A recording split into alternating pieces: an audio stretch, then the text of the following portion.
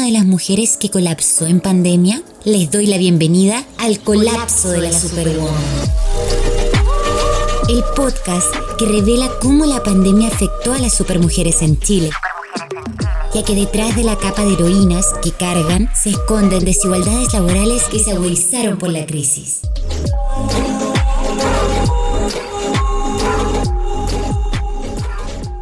¿Quién lo hace por mí? En este capítulo hablaremos sobre... Hay un 57% de hombres que no destinan ni una hora al cuidado de sus hijos. Siempre esperan que haya una que le diga lo que él tiene que hacer, y eso es lo que tiene que cambiar. El sistema tiene muy claro que la invisibilización de estas labores es muy beneficiosa. Compañeras que han tenido que estar todo este tiempo trabajando puertas adentro. A través del relato de Ángela Pong, acompañado de Fundación Sol, PNUD Chile, psicólogas y testimonios de mujeres, aquí comienza ¿Quién lo hace por mí? Mira, en la mañana siempre me levanto, limpio la cocina, que siempre todas las noches yo la dejo limpia antes de acostarme.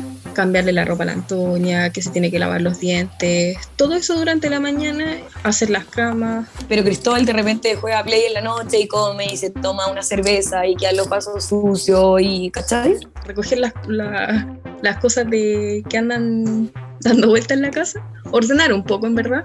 Y hay clases. Entonces estoy como durante todo el día como en función a hacer cosas y también a trabajar, ¿cachai? Hacer aseo, lavar la ropa, lavar la loza, planchar, hacer la comida y cuidar a los niños. ¿Cuántas son las labores que hacen durante toda la vida las mujeres? Voces reales de chilenas quisieron contar su historia para este podcast. La carga doméstica y de cuidado siempre ha recaído en los hombros de las mujeres. Antes de la crisis ya realizaban entre 22 y 42 horas semanales a estas tareas. Y con el confinamiento por el COVID-19 se intensificaron las desigualdades de labores no remuneradas dentro de los hogares. Conversamos con Andrea Sato de Fundación Sol, quien nos comentó sobre el impacto de esta situación. Según estudios comparados, el 76% de las mujeres en Chile establecen que ha aumentado la labor y las horas de trabajo no remunerado y principalmente de cuidados y domésticos dentro de los hogares en el periodo pandémico. Las mujeres como principales encargadas históricas de los cuidados y del trabajo doméstico, por tanto, han sido las más afectadas porque han sido quienes han tenido que tomar mayores responsabilidades en este periodo. Esta situación se vivió a nivel mundial. De hecho, en Estados Unidos se publicó el estudio COVID-19 y la brecha de género en las horas de trabajo, el cual reveló que durante el confinamiento, en hogares con parejas heterosexuales, los dos teletrabajando y con hijos menores de 13 años, la brecha en horas destinadas a asuntos domésticos y de cuidado entre hombres y mujeres aumentó en un 50%, siendo estas últimas las que más dedicaron tiempo a estas labores. En Chile, la encuesta de empleo del Centro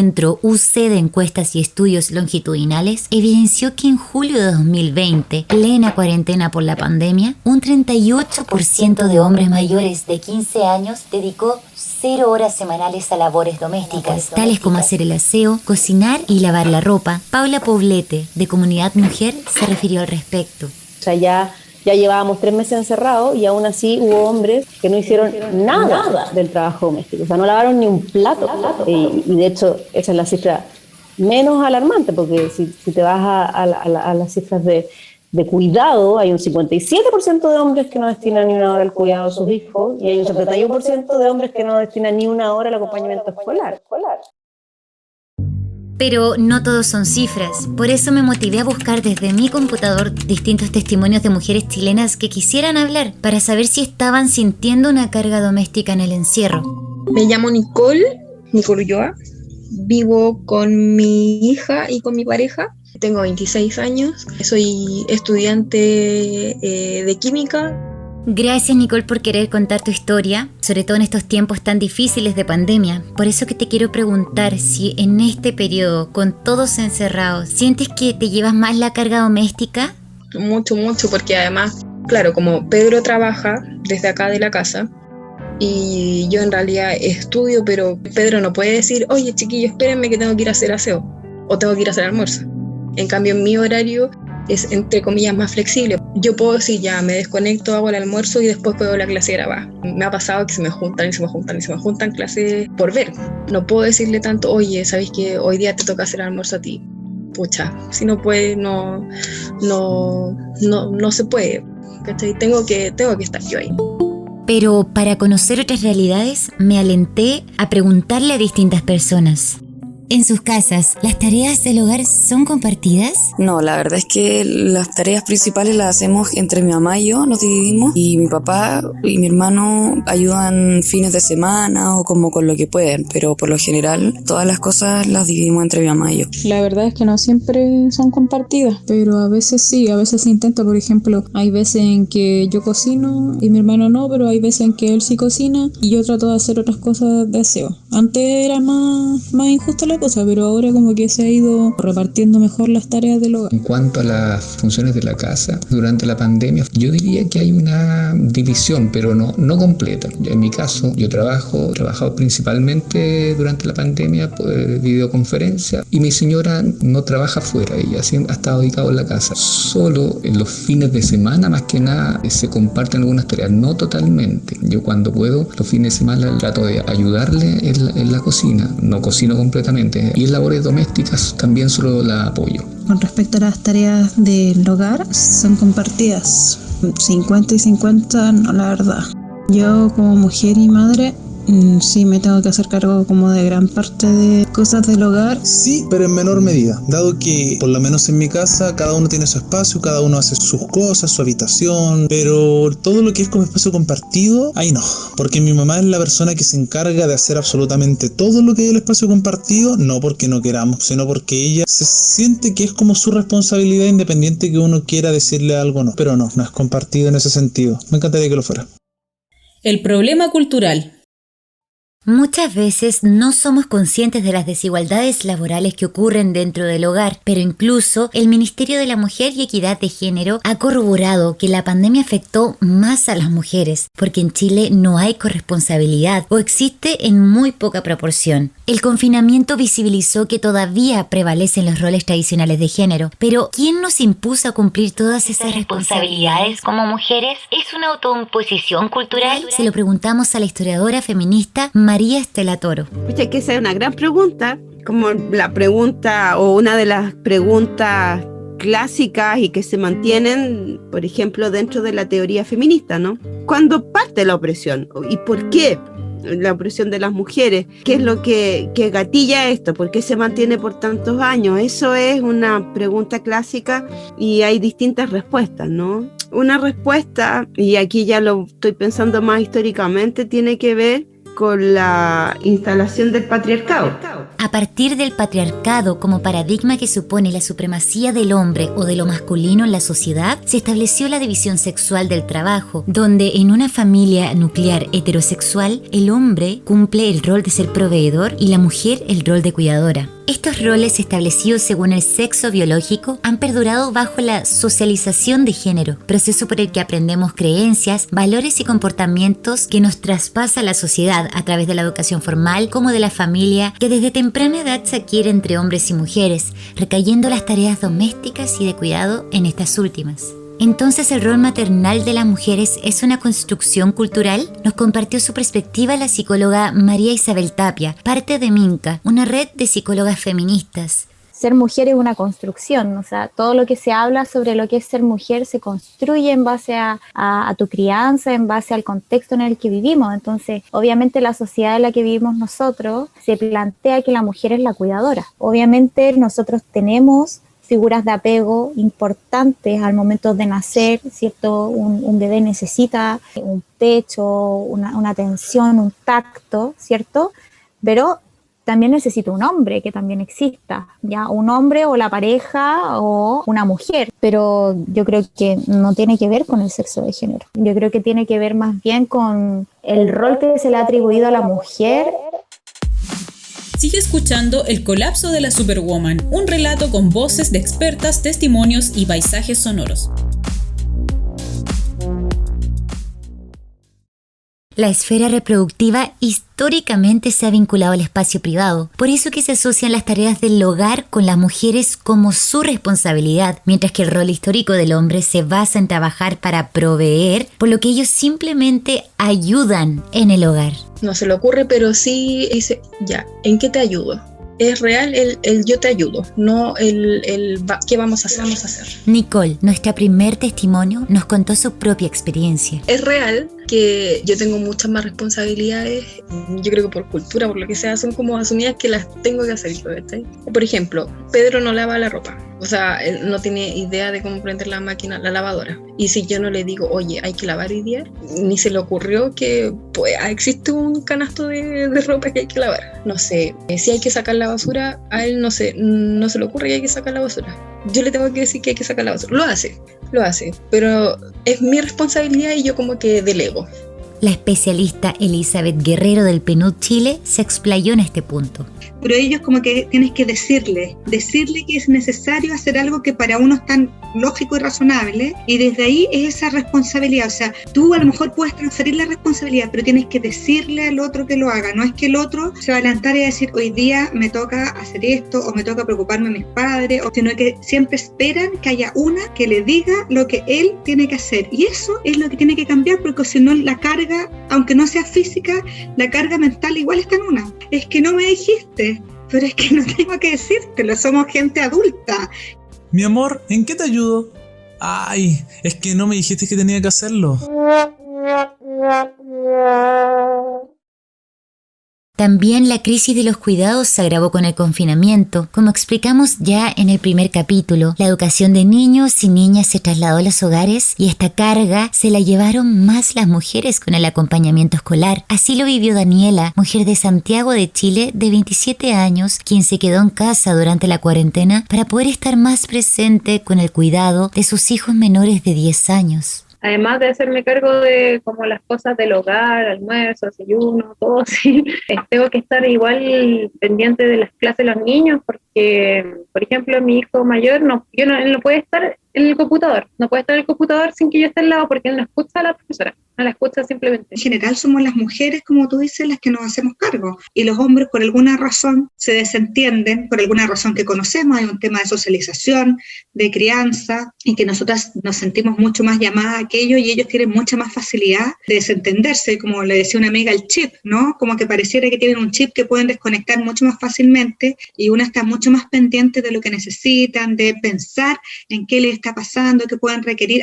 Pero, ¿cuánto sería el valor económico de estas labores si se pudieran cuantificar? Comunidad Mujer avanzó hacia la valorización de los trabajos domésticos y de cuidados, descubriendo que si se descifrara a valores de mercado, estos trabajos aportan un 22% del Producto Interno Bruto de nuestro país. Según el mismo estudio, la contribución de estos trabajos que realizan las mujeres sin paga superaba las de otras ramas de la actividad económica, ya que tiene casi el doble de importancia económica que la rama de servicios financieros y empresariales y aporta a la economía 3 veces más que lo que contribuye el transporte y las telecomunicaciones. No se condice, por lo tanto, la poca valoración social y económica de estos trabajos si pensamos que las personas que están dedicadas exclusivamente a tareas del hogar son consideradas inactivas por la economía. ¿Por qué se invisibiliza que los trabajos no pagados del hogar también son parte del proceso de producción? Francisca Barriga, economista de Fundación Sol, nos dio una respuesta. Históricamente ha sido una decisión del sistema capitalista. El sistema tiene muy claro que la invisibilización de estas labores es muy beneficiosa porque al final las mujeres somos parte del sistema productivo al producir la mercancía más valiosa, que es la mano de obra. Reproducir la mano de obra, pero también es mantenerla sana, mantenerla al día, mantenerla alimentada. Y eso es muy valioso para la producción. Y al tener el valor cero, digamos, de mercado, la extracción del valor es infinita. No es amor, es trabajo no pagado. El libro El Calibán y la Bruja, de la escritora y activista feminista Silvia Federici, cuenta que en la Edad Media en Europa comenzó a incentivarse que las mujeres estén dentro de los hogares. Apareció lo que es ser buena esposa y lo que es ser una buena mujer, y la que no estuviera dentro de esos roles se consideraba bruja. De ahí la caza de brujas, uno de los crímenes más horroríficos de la Edad Media. Se empieza a romantizar el rol de la mujer como la buena madre, como la cuidadora, como finalmente la que es desinteresada, porque hace todo por amor. La relación del amor con el arduo trabajo no remunerado que realizan las madres todos los días en los hogares es la que incentivó a Fundación Sol, un centro de investigación y acción que genera pensamiento crítico en Chile, a realizar una investigación para poner en el centro de la mesa este tema tan poco visibilizado. No es amor, es trabajo no pagado. ¿Por qué esta frase? Andrea Sato nos contó. Quisimos recuperar esa frase porque lo que ha hecho el capital es mistificar el trabajo femenino garantizado y gratuito que se hace dentro de los hogares como una labor de amor y una labor como de entrega total hacia las familias, pero lo que hay detrás de eso es cuidado, es trabajo, son horas de trabajo de las mujeres que no están siendo pagadas. Todavía funcionamos con la idea de lo femenino como mediadoras o quienes se encargan de mantener la paz, y eso no es así, porque también nos enojamos y tenemos rabia. Pero si hacer las tareas domésticas es una manera de demostrar amor. ¿Quién te demuestra amor a ti? ¿Qué piensan de la frase no es amor, es trabajo no pagado? Sí, creo que estoy de acuerdo con esa frase porque al final no se valora muy bien el trabajo que se hace en la casa con respecto al aseo, el almuerzo y todas esas cosas, y es un trabajo súper pesado. De hecho, igual me ha tocado hacerlo en algunas ocasiones y es súper pesado, aunque los que no lo hacen igual piensan que no lo es. De hecho, debería ser pagado. Esa frase como que alardea como que, claro, esto es como bonito hacerlo, es como algo romántico, es como el amor que yo siento por mis hijos, como que lo tengo que hacer por amor. No, pues no tiene que ser así, no hay que romantizar eso, no corresponde. Estoy de acuerdo, hay muchas cosas que uno asume como mujer estando en la casa y que en realidad los hombres ni siquiera se les pasa por la cabeza ese tipo de responsabilidades, sino que uno la inculcan desde tan chica que tiene que estar presente en la casa, que tiene que saber cocinar, que tiene que tener una noción de más o menos cómo se lleva una casa. Y yo lo he conversado con mi hermano, no tienen la misma idea que yo tengo, no sienten la misma responsabilidad que yo siento. ¿Cuánta importancia tiene el tiempo en nuestras vidas? ¿Y si el uso del tiempo en los hogares reforzara los roles de género? Eso es lo que descubrieron Francisca Barriga y Andrea Sato. Analizaron el empobrecimiento del tiempo entre hombres y mujeres. ¿Cómo lo llamaron? Pobreza de tiempo y desigualdad. Establecimos una línea de pobreza, como se hace en los índices de pobreza más tradicionales, que los pusimos en las 67,5 horas. ¿Esto qué implicaba? Sumábamos que hubieran horas de trabajo remunerado, 2 horas diarias de transporte y 9 horas de recreación, descanso, autocuidado en la semana. Las mujeres que no tenían estas horas mínimas durante su semana, por ejemplo, para el autocuidado, finalmente caían en lo que era pobreza de tiempo. Le preguntamos a nuestra testimonio Nicole si tenía tiempo en general para darse a ella misma, ya sea para autocuidado o tener tiempos de ocio. Esto nos respondió. No lo puedo hacer todas las semanas, pero por ejemplo, yo tengo plantitas.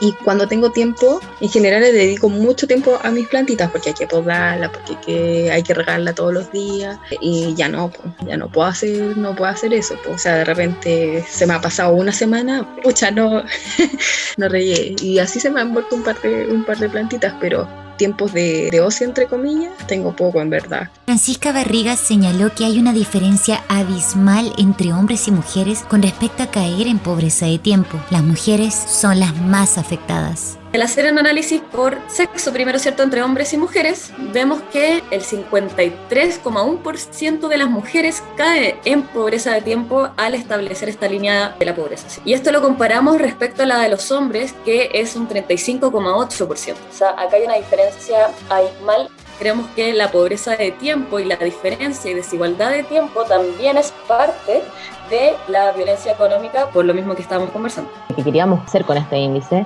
es establecer la cantidad de mujeres que ni siquiera tienen tiempo disponible durante su semana para el autocuidado y otras actividades de entretención. Esto se profundiza, por ejemplo, en las mujeres que están en hogares donde hay niños y niñas menores de 6 años. Estas mujeres utilizan casi 71 horas en su semana a trabajo doméstico y de cuidados. Las mujeres ni siquiera están logrando dormir 8 horas de manera diaria. Además, se detectó que en la mayoría de hogares donde hay parejas jóvenes sin hijos, las mujeres sí o sí realizaban en promedio 10 horas más de trabajo semanal en labores domésticas que los varones. Jackie, de 32 años, vive con su pareja Cristóbal en un departamento. Ella nos cuenta que a pesar de que son solo ellos dos y no tienen hijos ni mascotas, ha vivido la sobrecarga doméstica y el relajo de su pareja en esas tareas, ya que ella trabaja desde el hogar y él siguió presencialmente durante las cuarentenas. Jackie, ¿crees que si tuvieran hijos sería más carga para ti el hogar y la crianza? Claramente, sería muy difícil, o sea, yo le he dicho como, menos mal que no tenemos ni hijos ni mascotas, porque si no, sería agotador para mí. Siento que él se acostumbró mucho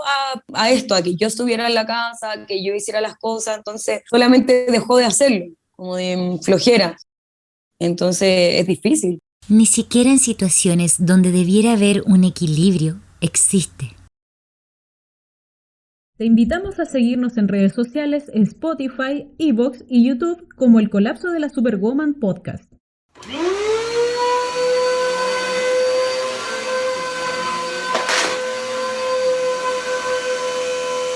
Hay mujeres que además de realizar las tareas del hogar y de cuidados en su propia casa, la realizan también en casas ajenas como un servicio. Ellas son las trabajadoras de casas particulares que han estado presentes a lo largo de la historia. En Chile, más del 90% del rubro son mujeres y un 46% trabaja de manera informal, según Revista Bravas. Nunca ha sido un trabajo que se valore bien y con la llegada del COVID-19, las irregularidades y las situaciones precarias laborales se agravaron. En el sindicato realmente las compañeras lo han pasado súper mal en este tiempo de pandemia. Nosotros hemos tenido reclamos de las compañeras desde que la han despedido con tiempo de pandemia, a compañeras que han tenido que estar todo este tiempo trabajando puertas adentro, sin salir ni un fin de semana y hasta la fecha, porque los empleadores tienen miedo al contagio. Y ahora ya se acostumbraron a tener la trabajadora sábado y domingo, entonces se están aprovechando también de la pandemia como para tener a las trabajadoras ahí de esclavas.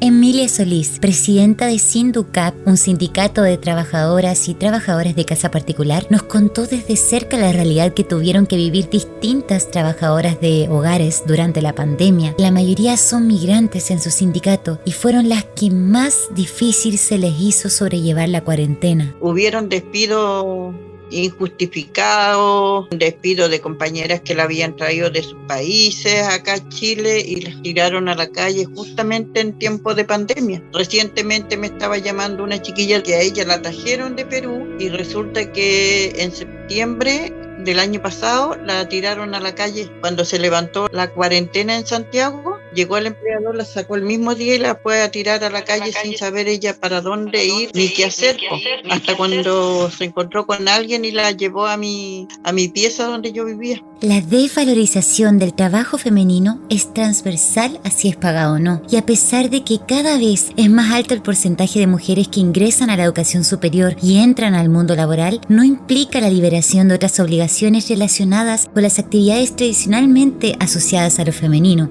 Ahora las mujeres traemos una capa de heroínas. Queremos ser una buena trabajadora, buena mujer, buena madre, una verdadera superwoman. Pero tarde o temprano, la carga laboral que eso implica significa una presión excesiva que termina afectando la salud mental de las mujeres.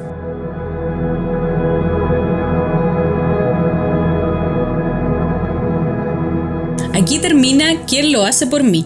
Revisamos la importancia de los trabajos domésticos y de cuidados no remunerados que realizan las mujeres, desde cuándo lo asumieron y el poco valor que les otorga la sociedad. En el próximo capítulo escucharemos: ¿hay un problema de salud mental con las mujeres? ¿Cómo no? Cuando hay una sobrecarga tremenda. Al parecer, esa es la mujer que la sociedad quiere que seamos, Superwoman. Es muy difícil ser madre soltera viviendo esta pandemia. Las madres se ven afectadas mentalmente porque como no pueden generar dinero.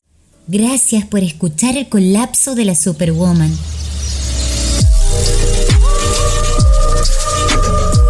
Un podcast producido y guionizado por Ángela Pong con la guía editorial de Juan Enrique Ortega y la edición musical y sonora de Julio Abarca. Puedes encontrarnos en Spotify, iVoox y YouTube como El Colapso de la Superwoman Podcast.